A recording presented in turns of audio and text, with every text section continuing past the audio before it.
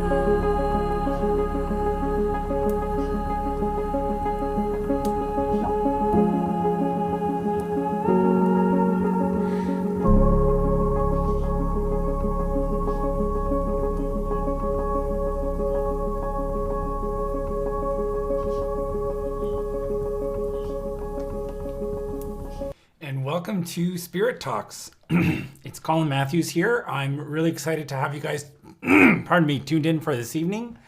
I'm going to bring her in right now. Beside me here, I've got Phoebe Olszewski, who is would you call yourself a sleep educator, a sleep consultant? What's your title officially? I call myself a pediatric sleep consultant, but sleep coach. Some people call me a baby sleep wizard, whatever works. Okay, so you help people or you help families with babies that are having trouble sleeping on their own. Yep, babies and toddlers and preschoolers. So any kids under 6. Any kids under 6. Awesome. Well, so this is a live stream. And so if you're watching and you have questions for myself or for Phoebe, please put a note in the comments. I can see it here on my screen and I'd be happy to answer questions live. For those of you who haven't tuned in before, I reached out to Phoebe through a marketing group that I'm a part of. And we have a weekly Wednesday call. And when I heard Phoebe talk, right away I said, "Oh, this person is on to something." I'm a medical intuitive. I do intuitive counseling, and so I'm guided a lot by how we choose to live our life, the energetics of our intentions, and where we focus our energy, and how that impacts us. And when I heard you talk, Phoebe, I was like, you're on to something because it's so clear that the work you're doing with putting babies to sleep has got to relate to other things. And so that's why I reached out to you to see if you want to do this live stream with us to explore how to put not just babies, but all things to sleep. So thanks so much for coming on.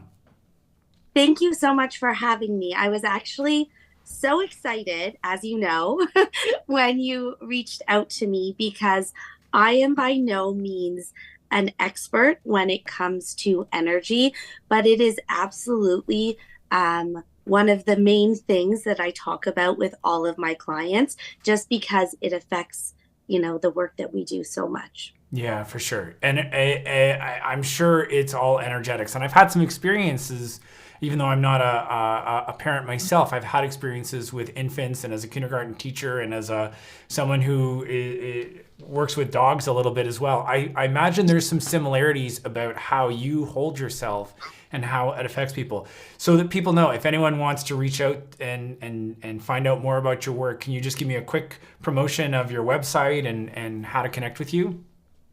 Sure. My website is slumberandshine.ca. My Instagram is also slumber and shine. Send me a DM. You can, fill out a form on my website or just send me an email. Phoebe at slumberandshine.ca. I am always up to chat baby or toddler sleep. So just send me your questions. That's awesome. And if you're not a parent who has a need of putting an infant to sleep, I still recommend the material because the stuff that you're sharing, I actually think is applicable to all areas of life. And we're certainly going to explore that tonight in the live stream. So maybe Phoebe, first you could just tell me a little bit about how you got into the work that you do helping families and babies and infants in sleep. Sure, I will give you like the Cole's Notes version. Okay. Um, I came into this very honestly. Not so long ago, I was a very, very, very tired parent myself. So I have two children. My daughter Ruby is 4, and my son Jasper is 2. And when my son was an infant, he was the world's worst sleeper. He did not want to sleep. And I was so tired. I truly felt like I couldn't function. I felt like I couldn't take care of my daughter, who was, a really busy toddler at the time.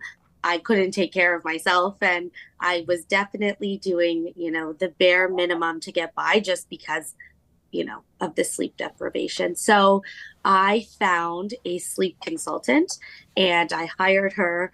I was, convinced my baby would be the one baby that, it wouldn't work for and she wouldn't get to sleep. And just truly in like 3 or 4 nights, he started sleeping right through the night. He was a happier baby.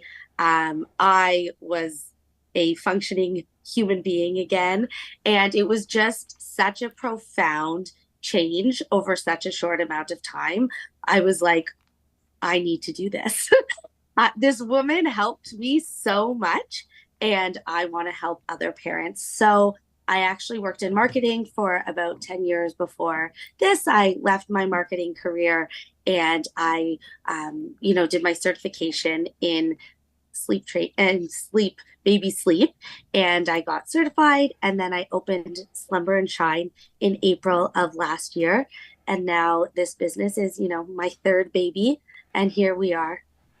Awesome. And I love that it's your third baby, and part of what connects us is the entrepreneurial journey. And when you described your work, I that was exactly, it reminded me of when I opened my first business and I needed to figure out how to put my baby, which was my first yoga studio, to sleep. I mean, when you have a newborn and something new into your life, whether it's a relationship, a business, or a human being, there, that initial stage, there's so much that is going on and happening, and it's not like a business that's been running for 10 years. It has a momentum and a pace and a habit and routine, and what, there are challenges that a 10-year-old business have, but they're not the same as infant challenges. And I imagine that's true as a mother and as a parent as well. I want to just, Yes. there's something you said there that I found really interesting. You felt like yours was going to be the only baby that wasn't going to fall asleep.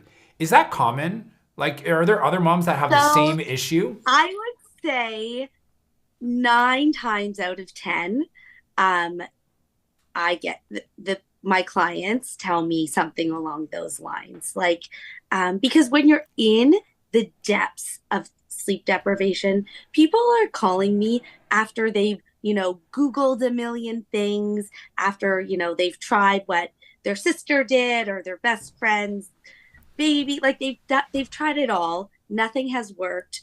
They're usually in a state where they're feeling pretty hopeless. So that's where energy comes in. And what I like to do is I like to, have that positivity, that it is going to work until my clients see some results, and then they feel that positivity as well.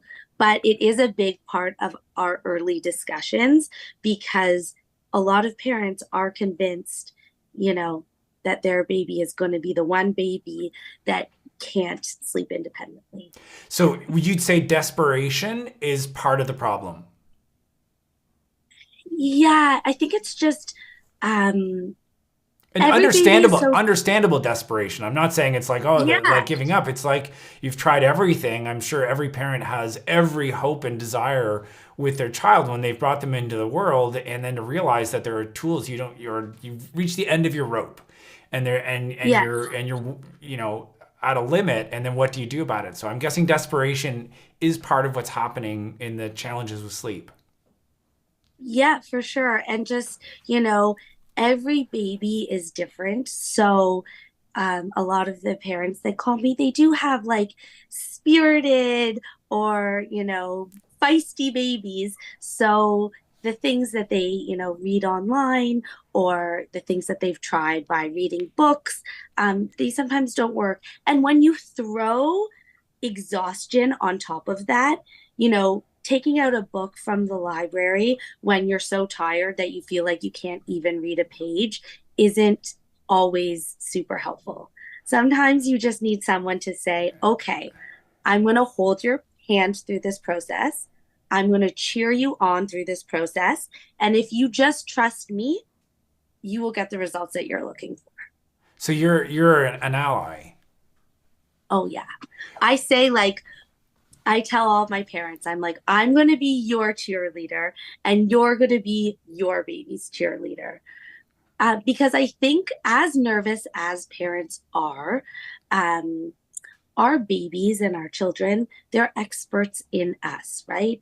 They pick up on our vibe, our energy, our emotion. And if you are going into a process, you know, as you're putting your baby into their crib, you're saying out loud, this isn't going to work. My baby's not going to sleep. They're going to pick up on that. So, my job, I call myself a sleep consultant, but really I'm like a parent cheerleader. So, my job is to kind of walk you through that process, you know, encourage that positivity. And then as soon as the process starts working, parents, it's so much easier for parents to buy in because we see success so quickly. And then they're like, wait, this is going to work. This is amazing. And then it's usually smooth sailing after that. But energy is a really big part of the process. And it's always a big part of our discussions. Yeah, for sure. So now, would you say you're more big sister, grandmother, step like mom? Like, what are how do you show up energetically with the people you work with, or do you know? I don't know. Like, I wish if any of my clients are watching, do you have any like insights on this? I feel like if I had to guess, I would probably have like big sister vibes. Yeah, that's what I'm thinking. And please write in the comments. I've got my screen on display here, and if you've worked with Phoebe before and you've got a thought on, the role that she's held, I'd love to hear that because yeah, to me, you strike me as big sister. And part of the idea of big sister is I've gone there before you, and I've scraped my knees. I've gone through some of the challenges, and I can help you through that. And that to me is a parallel that I see in business. The number of people that want a business partner that I've worked with when they open a new business is astonishingly high, which is a really funny thing because it's not like marriages. I think even less business partnerships succeed than marriages succeed. Like it's really tricky to have a successful business partnership, and yet there's a fear of doing it on your own and wanting support on some level. So it's really nice that you can do that because yeah, the if I imagine you work exclusively with moms, or is it moms and dads? It's moms and dads, like lots of different family structures. Um, Typically, I work um, most closely with the parent who is most on duty. So often it is moms, but um, oftentimes it's not. Sometimes it's grandparents, sometimes it's, nannies, babysitters. It's kind of all over the board. But And it's interesting because um, it's. I mean, grandparents a little. Actually, I imagine grandparents would be trickier than way parents harder. because they've got their opinion. They've been there, done that, but it's not their child. They're not in the fire and furnace, right? Yes, there's that. And also the science behind sleep that we now know and understand did not exist when our parents were parents and we were young. So there's a lot of old school kind of mentality out there, never wake a sleeping baby, like even a lot of safety things. Like we were often put down to sleep on our stomachs and like that is a big no now because of what we know around SIDS and things like that. So sometimes actually the hardest part of my job is dealing with grandparents because it, sleep was just handled differently, right? So I'm Right. trying to tell them to change what they've always known and always done. Right. So you're like a big sister who's on the cutting edge of how people are doing things and what's working. And so okay, can you give me a synopsis of how you help put a baby to sleep? Like baby does isn't falling asleep, what's going on? Or Sure. what can you say? Yeah, So that's it maybe a good place to start. So it's almost always, especially when we're talking about little ones. So I'm not talking about like toddler bedtime battles, power struggles, but when we're talking about infants or, 15, 18-month olds, almost always what happens is a baby isn't sleeping well because they are being assisted to sleep at the beginning of the sleep opportunity. So, sleep assistance can look like rocking to sleep, feeding to sleep, pacifier use, essentially anything that is aiding that child in falling asleep. So we're And not so, born what knowing we, how to fall asleep. Like human beings are yes, not they so come into the world where like, oh, I'm gonna sleep now. And then you fall asleep. that's a bit of a misconception. Yes, we are not. It is a skill, just like anything else. So there's truly nothing wrong with rocking your baby to sleep or feeding your baby to sleep if that's working for you and your family. But if you find that you're rocking your baby to sleep at 7 p.m.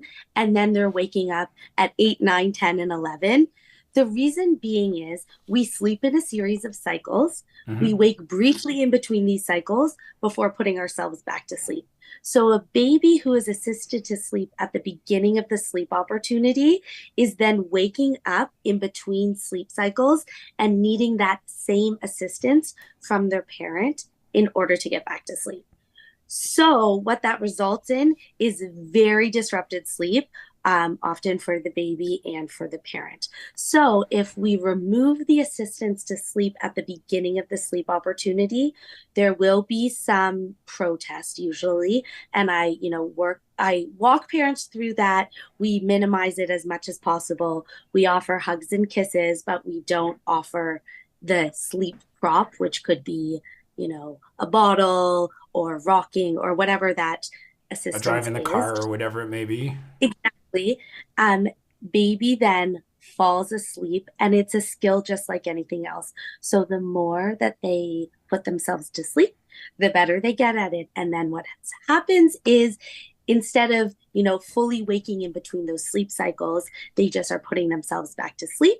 And that's why we start seeing continuous overnight sleep and, you know, much better rested babies and parents. Okay, so like that's such a cool awareness to bring in. I'm really into exploring strategies of consciousness and whatnot. And there's a theory I've heard before that the most important thing kids need in their development is unsupervised play, which to me is Cool. it's such a fascinating idea because we think as parents and as teachers and as stewards to young human beings, what they need is guidance, but it's a guidance to figure it out for yourself. Like the reason unsupervised play is so powerful is you need to figure it out yourself. And yes, you can go in and get additional support when you're at your limit, but not incapable without adult support, essentially. Yeah, and honestly, that is the hard part of sleep work, right? It's having parents take a step back and allow their baby to work on something and kind of, master a skill on their own. Because by definition of independent sleep, if a parent is coming in and assisting to sleep, your child is not going to learn independent sleep, right? It is very similar in the sense that it's asking parents to take a step back and allow their child to work on something that initially might be a little bit challenging. And that's so cool too, because to step back and allow your child to figure out for themselves, in my language, is a tremendous act of faith. Like I don't know Yes. if you've seen the be careful parents at the playground, like kids climbing on the banister, and parent gets scared and goes, oh, be careful. And I'm always thinking when I'm doing that, if I'm a kid and I'm climbing, I don't need someone to tell me to be careful. Maybe like, yeah, keep putting your feet in the right places or something that's like supportive to the thing. Because be careful, I hear as parent anxiety, not as parent support. And so, yeah, imagine if your child is having trouble falling asleep, instead of being like, oh, you got this, little guy, like just keep breathing, and in your awareness and with your energy, picture them succeeding as opposed to like, oh, doting or worrying or energetically imposing your A fears hundred, onto the other human being. 100%. I think sometimes my clients think I'm just kooky because I literally tell them, I'll say, okay, if baby so and so is really upset, you're going to go in the room, give them a big hug, a big kiss, and then you're going to give them a pep talk. And then they look at me like, what do you mean I'm going to give my 6-month-old a pep talk? And it's like, okay, of course they're not going to understand what you are saying, but they may understand the emotion behind what you are saying. So cheer them on. And it is exactly that. It's interesting. My niece, when she was 6 months old, she was having trouble sleeping. And I was visiting my sister in Paris, where she was living at the time, and she was uncomfortable. And I remember I walked into the room and I saw her 6 months wiggling and moaning, or, just not being able to settle down. And I did my medical intuitive tuning in, and I was like, oh, yeah, life is hard sometimes. And my energy, instead of being like, oh, are you okay? I was like, it is hard sometimes. I totally get it. And I empathized. I'm like, I've been there too, man. Like sometimes I'm frustrated and sometimes it's hard for me. And I get it, man. And I just empathized. I didn't even in my mind think of a strategy or whatever. I just understood her pain and she fell asleep so quickly after that. And that always stuck with me, that it is a conversation like I have with my adult clients, like I'm sure you have with your husband or your friends. It's not necessarily verbally potent, it's energetically potent in how you communicate. Totally. Yeah. Totally. It's all of these things working together. It's having a plan, it's having support for the parent, but then it's also the parent um, really energetically, being in the right mindset. And it's really important that the parent does do that work for their child, right? Yeah. Rather than having someone come in and, do it for them. So when I reached out to you, the putting to sleep, for me, it was my business. When I first opened my very first yoga studio, there was so much to do. I couldn't do it all. I was exhausted because I was teaching all the classes. I was cleaning the studio. I was trying to market. I was selling it. Like I had to wear every single hat. And so I was at my limit. And I didn't know how to just let go. Just be like, okay, I've done enough today. And so now I'm going to truly rest. Instead, it's like, oh, I didn't actually rest. I was restlessly wrestling with all of the things that I needed to do in the beginning. And I couldn't calm my nervous system and settle down. And like, what's funny, if you follow the analogy, my studio didn't need any more from me from like 10 o'clock at night until 8 o'clock in the morning. It was nothing I'm doing is going to make a difference, but I couldn't. And the day I had the biggest breakthrough, I woke up at 3 o'clock in the morning and I bawled my eyes out. And I felt like what that was I just stopped fighting. I instead said, okay, what can I do? Like I had so much more of a faith filled relationship to things that I didn't have control over or things that were overwhelming. And everything looked different after doing that. Is that similar to what your parents go through?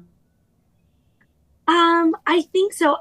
Yeah, like I think so. I mean, first of all, I very much relate to what you were just saying. Like, as a new business owner, especially a business owner who deals with clients who often do need me at or want to speak to me at very, you know, Off wild hours. hours. Yeah, yeah. I very much relate to that feeling of like never being able to step away. But yeah, I think they do. I think I almost feel it's not. I almost feel I do feel like I can really tell how. I mean, it always works. The process always works. I'm not going to say it's never going to happen, but to this point, I have not met a baby or a child that I haven't been able to improve their sleep. But I do find that one of the initial kind of meetings I have with a client is a consultation. It takes about an hour. I walk them through their child's sleep plan on the day before we start implementing the plan. And I find that the energy that the parents bring to that meeting is very indicative of how the process is going to go. Like I can almost just tell whether it's going to be smooth sailing or not based on the parent in that moment. The parents who accept the process and just put trust and faith in their child are the parents that see the quickest success for sure. And so are you straight up with the parents that are not faith filled? Do you say to them, like, you know what? I know it's hard, but the way that you're approaching is going to make it involve more friction. And Oh, can you find a way? Or is that a hard conversation to have with parents? Oh, sorry, what's going on here? Can you? yeah, I can still Sorry. see you. Okay. You're still Um, there. Yeah. Absolutely. So, it's actually something that I talk about even before the point where I take parents on. If I believe that, um, like a parent just isn't ready or doesn't truly want to make those changes, like we wouldn't be a right fit.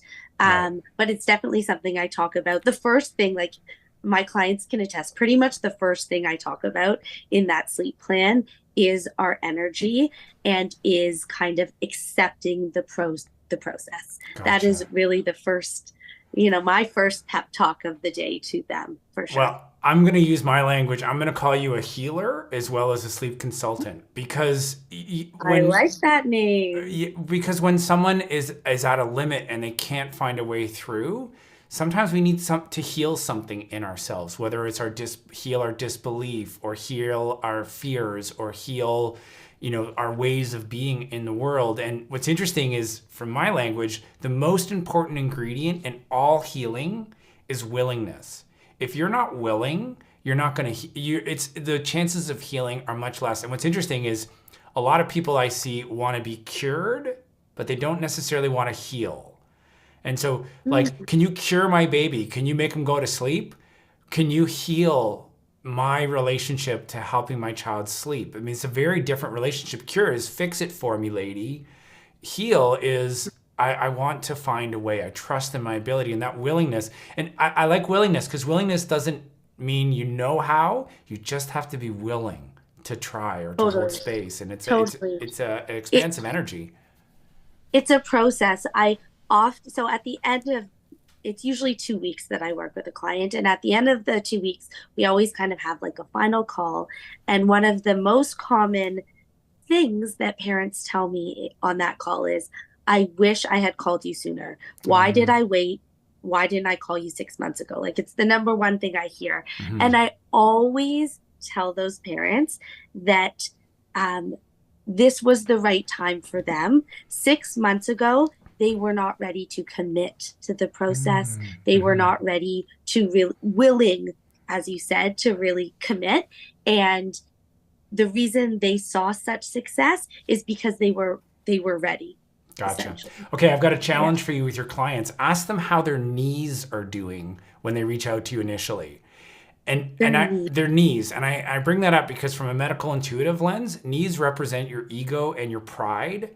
And so a lot of times when you're fighting something and you're pushing beyond your limits and you're not surrendering, we get brought to our knees. The universe will bring us to our knees. And so a lot of times it sounds like your clients 6 months ago, they weren't on their knees, but they are now. Yes. And so there's a willingness, and that's actually part of the way suffering supports healing and growth is that it increases or amplifies willingness. But sometimes, especially if you resist it, your knees will start to hurt. So I'd be really curious. Just an Well, odd question. How are your knees doing? And then I'll ask and do a them little tomorrow. tally. You could have knees hurt, knees are fine, and compare. And I'm willing to bet that it's going to be a little greater on one side than the other. That's very interesting. I had never heard that. No, yeah, it's neat. By the way, Dana says hello from the marketing group. She's online here, and then Chris, who's a friend of mine from Bridgewater Yoga and Chippewa, is also online. So they're just saying hi. So I wanted to say hi to them while we're here too. Awesome. Hi, guys. Thanks for tuning in. That's so cool. So okay, um, you're helping people to shift their state of being so that they're in a role of cheerleading or being a support and empowering their child to figure it out for themselves. Hmm. Does that involve crying? It does. It Really? does. Usually it does. So there is a lot of kind of controversy around, the term cried out, for example, Mm-hmm. is a big one in the industry that I work in. I do not use a cried out method. Mm-hmm. Essentially, a cried out method is, putting your kid in a safe sleep space and saying, go to sleep, and then just letting them fall asleep. That's not a method that I use. But to be honest, whatever method you use is likely going to start with some tears. And the reason being is at the beginning of this process, you're asking your child to do something that they don't know how to do. And that's hard. And it usually results in tears. However, most parents who call me they're already experiencing a lot of tears because Mm. they're in a process with their child who is very, very tired and is having trouble putting themselves to sleep with the assistance that used to be working. So it's often, not more tears than they were already experiencing. And, those tears are usually quite short lived. Because I, do this every night. I have lots of tips and tricks for minimizing them, but there usually is some. But along the way, we also offer, lots of hugs and kisses and support. What's so powerful to me about what you just shared there is I I'm and through my teachings in treating life as a spiritual practice, struggle is a huge part of the journey. I don't think we're Yeah. meant to not struggle. I think we're meant to struggle. Like if we weren't meant to struggle, I don't think birth would be as much of a challenge as it is. Like birthing is a struggle, and there's something in that difficulty or friction that evolves something or evokes something or births something great in us. And it reminds me of immigrant families where you have like the parents come over and they have to work so hard to make it and survive, and that grit, it's profoundly difficult, but they make a life for themselves. And then sometimes their kids flounder because they don't want their children to have to struggle the way that they did. Or I remember hearing stories of like extremely wealthy people who did not give any advantages to their children whatsoever. They're like, you buy your own car. I'm not buying you a Yeah. car because I want you to have that friction to struggle. And so in a way, I'm of the belief that we're dealing with a generation that has not been supported in finding their way in struggle sufficiently. I think kids that are supported through struggle evolve differently than ones who are sheltered from struggle. Would you?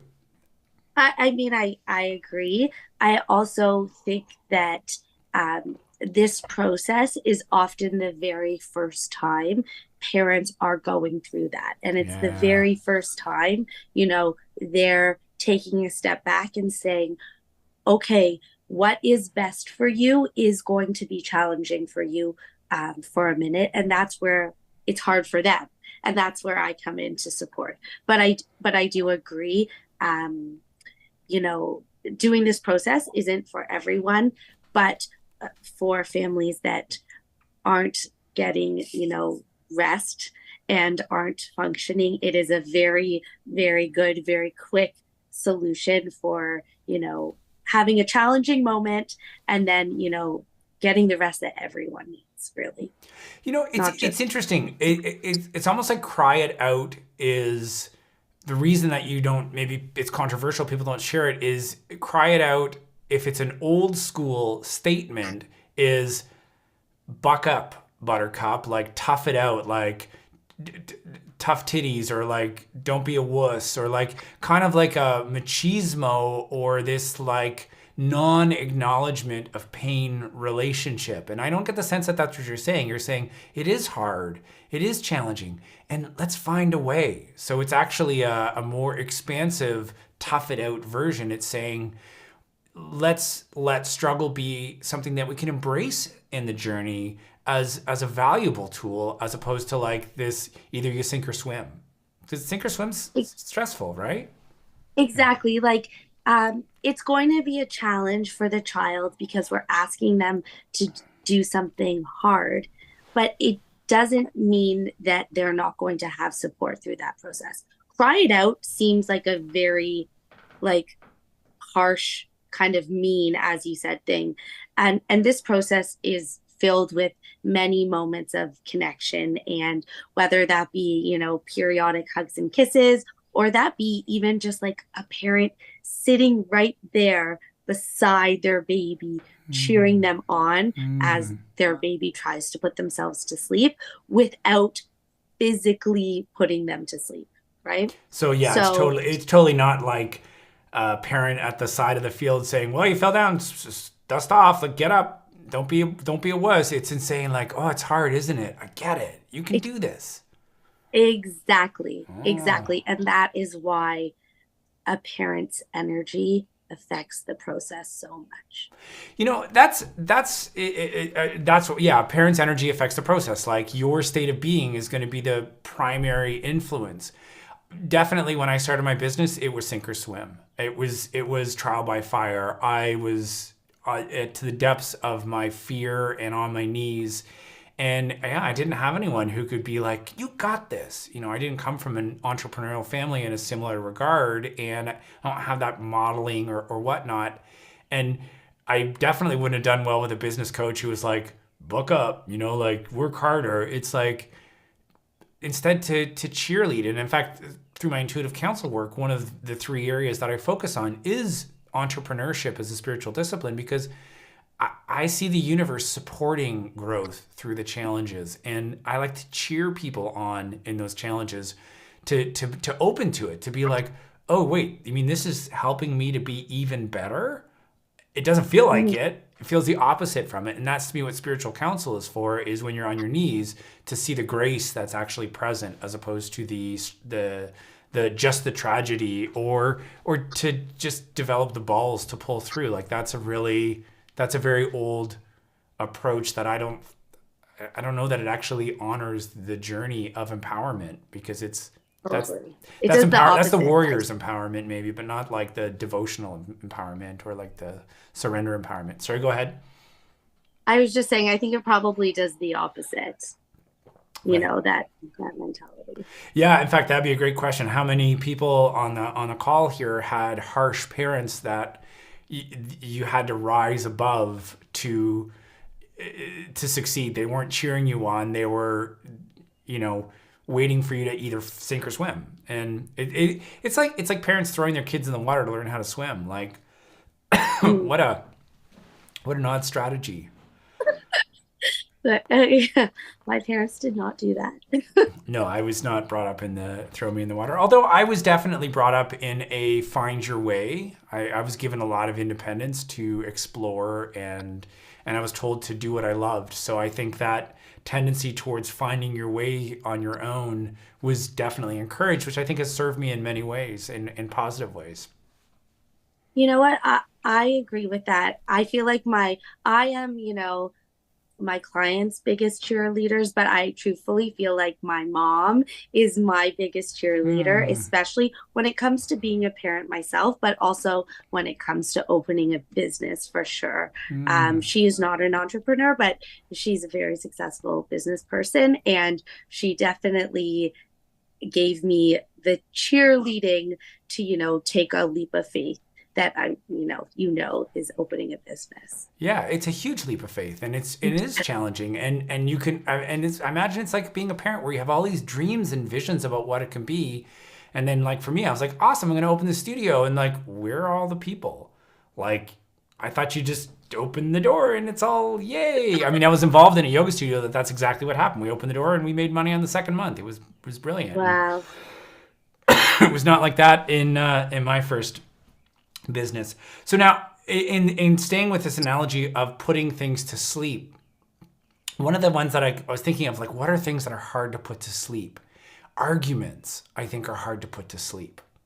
Yeah. Like you have a disagreement with your loved one, and particularly arguments at the early stages of a relationship where you have your first moments of friction and disagreement. And I don't know what you're like. My tendency is I want to resolve it. I want to like I'm a little more of like a picker of like, how do we get to the bottom of this and resolve it, as opposed to giving the issue space to breathe and to find its way. Like I'm an overdoting parent in my arguments. Yeah, like I couldn't hold a grudge if my life depended on it. Like I can't, that is not my. So I'm probably pretty close to you. Yeah, and actually, you know what? That's a shared trait. I used to be so mad as a kid. I would say to my mom when I was little, I'm like, I'm gonna go to sleep and I'm gonna be so mad at you in the morning.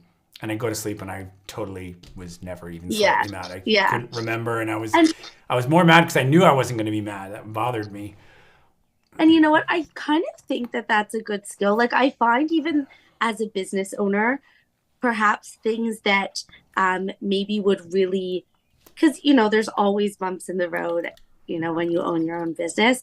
And I really even if they're very upsetting, like they're only upsetting for, that day, and then I'm on to the next. And as a parent as well, actually, that is a big one. It's really easy to focus on things and dwell on them. But I think it's a really good skill to just, the next day being over it. So, okay, so you're talking to a friend who's launching a business and they're struggling, or they're in a fight with their loved one, and they're struggling. How would, like, if you were to translate that as to put that to sleep for the night, what advice would you give? Or what advice would you give for yourself when you're in friction in your business and it's like, Honestly, I mean, I don't know what I would tell a friend straight up. That's for you to answer, Colin. okay, I'll give it a try in a But second.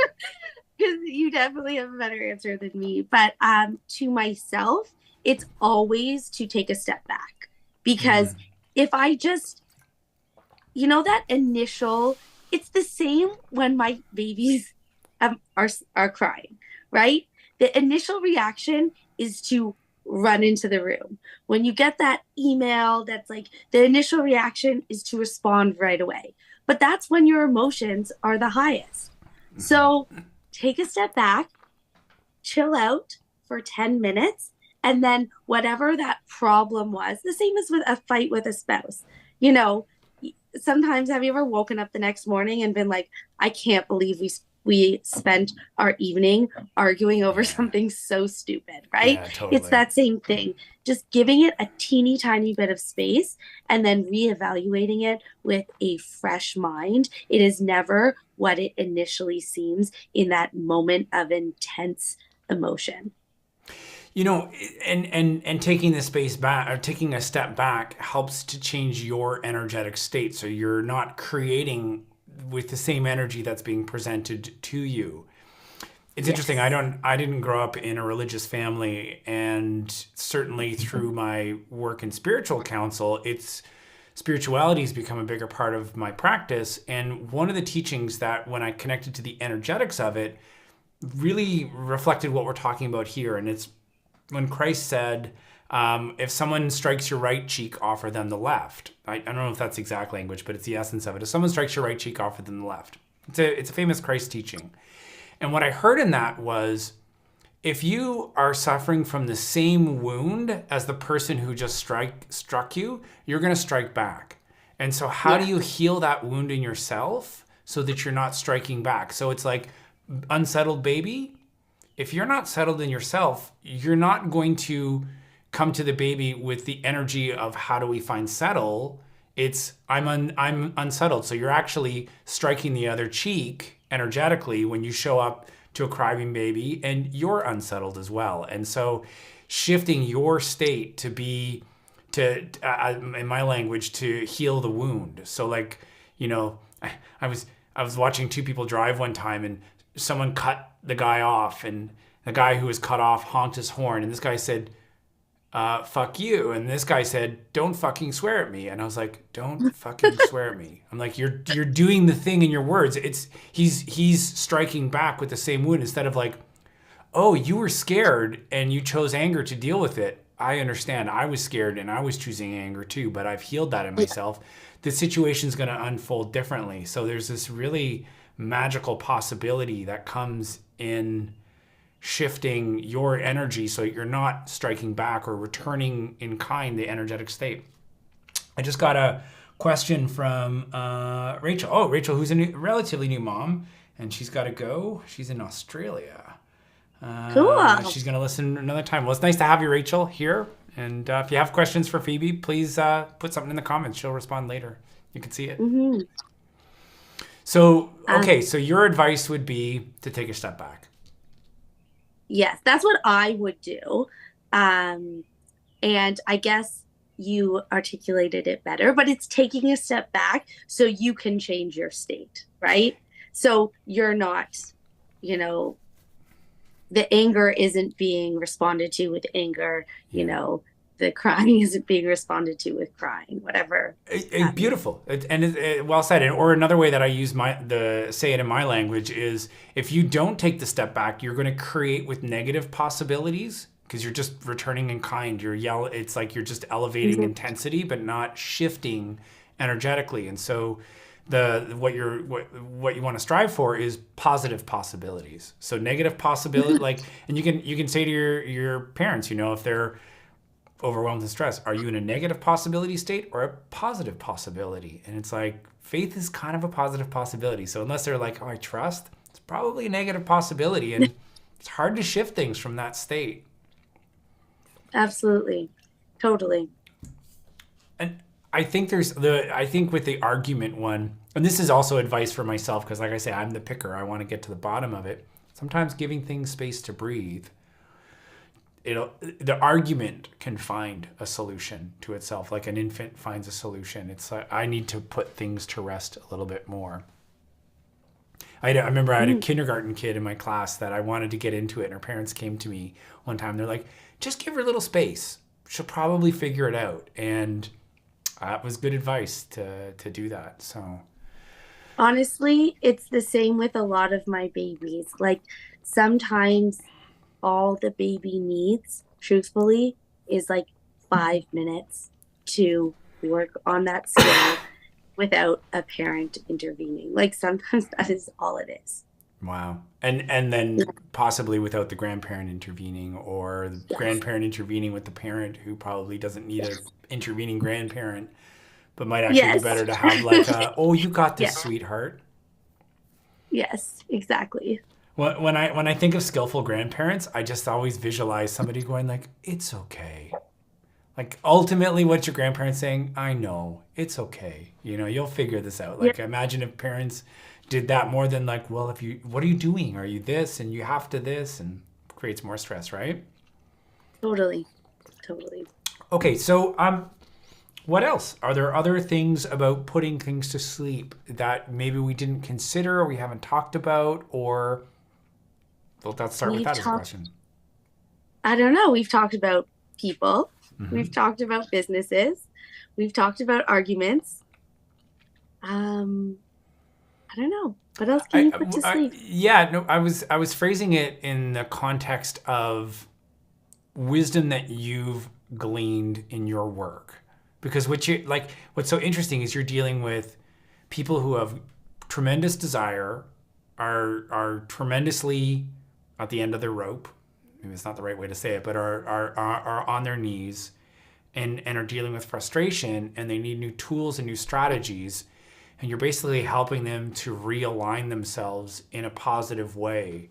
So I'm just trying to think, what are some of the things that, like, what would impede that, or where is that hardest, or, and maybe we've covered all those points right now. And Yeah, yeah. I mean, it another hard part of this process. I mean, even though we do see results quite quickly, it's staying really consistent mm, for 2 full weeks. So that can also be really hard when you're dealing with, the emotions that, come with this. And that's a big part of my job is even though we see results quickly, if a child you know, has been being put to sleep one way for the last 2.5 years, it's going to take more than 1 or 2 nights to kind of truly change their habits. So it's consistency and yeah, like you and I staying share a consistent. coach who teaches about consistency, We like do. Kelsey Rydell, who's our marketing coach. This is one of the things that I've gleaned from that more than anything is, it's not about the high risk, high reward, do the thing so everything is different. It's like, how do you just keep working at it? Like Kelsey, of all the things I've learned from her, is stay consistent, keep doing it, put yourself out there, keep doing it, stay consistent. Like she's one of the hardest working people I've seen in terms of 100%. creating and like, why is that hard? Well, you know what, actually, because it requires faith. Like, why be consistent if it's not going to make a difference? Yeah. And it's a long game. Like, right? So sometimes you do something over and over and over again before you really start seeing the true results, which is You know, it's interesting. Having taught yoga for over 20 years, what I would say the number one reason people struggle in yoga is they practice yoga the way they do everything else in their life. It doesn't become an opportunity to evolve a new way of being. It's like if I push in my life, they show up in yoga class, and what do? They push.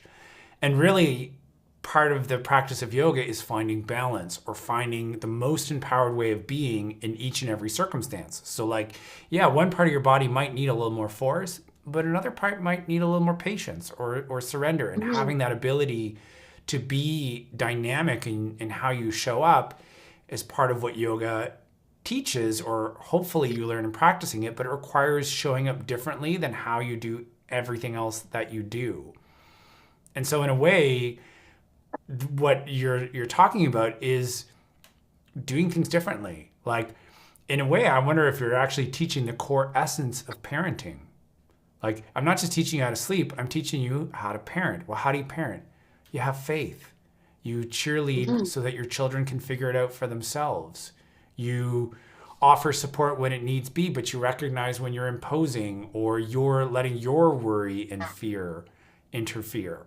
You're guiding by example. Your energetics is teaching your child how to be, as opposed to using words but not following through with your actions and energy. And so, Yes. I'm a parent coach, not I really the babies aren't even a part of it. It's all the parents. But yes, you said that a lot more eloquently than I did. well, But I that is mean, very that's true. I love that little nugget that just came out there, because that I don't think I had thought of it that way. That in a way, like, what are you doing in a relationship? You're learning how to love. Well, how do you Mhm. love? Things are difficult. Well, where do you go to? Do you go to contempt? Do you go to withdrawal? Do you go to aggression? Or do you go to partner, trusting your ability to figure it out over time? You know, that's a much more evolved way of being. That's a loving way of being. Mhm. If you're in a business, you know, being a skillful entrepreneur, do you plug away at things? Do you stay consistent? Do you meet people without, like, I when I first opened the studio, I'd have three people in my class. Instead of being like, welcome, it's so nice to have you here, let me teach you, I literally in my mind was like, what's your problem? Why aren't more people showing up? Like, I was resentful for the three people as opposed to grateful for the three people. And that's Mhm. not a great entrepreneurial No. way of being. It's like every client is a gift. Every person that walks through the door, I get to support. And so, yeah, Totally. it's gets down to the core essence of it. That's cool. Yes. Anything else that I mean, what's that? you know how I feel about gratitude. Colin and I were Yeah. talking about this yesterday, how gratitude is such a key factor in being an entrepreneur. And why do you say that? Because I think that being a entrepreneur and being a business owner is all about mindset. The whole thing is in your head. Mm-hmm. So if you are not so grateful for every single, client that you have trusting you, like the the faith that my clients put in me to guide them through a very emotional and challenging journey, I have to be so grateful for each one of those experiences. And I'm not going to get more of those experiences unless I'm super grateful for the ones that I have. And I just think, being a business owner, there are so many ups and downs that if you are not constantly working on your mindset, it's just like, I don't know how you could do this Well, without, you know, yeah, it's a huge responsibility, and like you could yeah. be narcissistic and irreverent and just talk, and then okay, you're probably fine on one level, but if you're caring, yeah, like being in a state of faith, gratitude, thankfulness, and whatnot, it helps. Chris just wrote a comment here. He said, "Gratitude sharpens concentration for me." That's interesting. I hadn't heard that Oh, before. But if you think about it, gratitude is a positive possibility. It's saying yes to what is there. And so it's a moving towards energy. So, yeah, like disassociation is one of the coping strategies for disbelief, or when things aren't going well, you start to dissociate. Whereas if you can stay in a positive energy, you move closer towards. I can see that would sharpen your concentration. I hadn't heard that before. That's That's cool. really cool. Yeah. Mhm. This has been a really lovely conversation. It has. Thank you so much for having me. Yeah, for sure. And so people want to reach out to you. It's slumberandshine.ca. .ca. You can Dot .ca. email me at phoebe@slumberandshine.ca or just, send me a DM on Instagram, Slumber and Shine. Awesome. And if you have any other questions or thoughts that come up after, or if you're watching this live stream later, put them in the comments. I'll let Yes. Phoebe know, or I'll try to answer them myself, and we'll see how we can learn to be more faith filled while things are figuring out for themselves how to put themselves to sleep on their Yes. own. It was really insightful. Thank you so much, Phoebe.